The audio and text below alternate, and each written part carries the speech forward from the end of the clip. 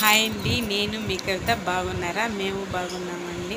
వర్షం 6 రోజుల నుంచి పడుతుందండి మా ఊర్లో. అందుకే నేను బజారుకి వెళ్ళి ఈ కనకాంబరం కట్ట తెచ్చానండి. ఇది అయితే 30 రూపీస్ పడింది. మీ ఊర్లో ఎంత కామెంట్ చేసి చెప్పండి. ఇది నాకు నాకు బ్యాంక్ దగ్గర పని ఉంటే వెళ్ళానండి.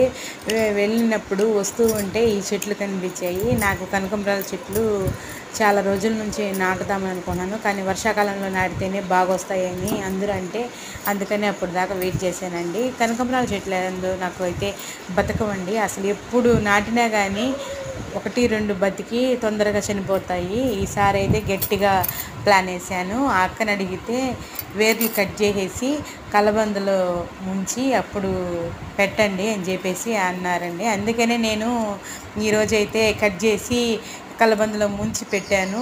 నేను 2-3 దగ్గరలో అయితే చాలా నాటానండి.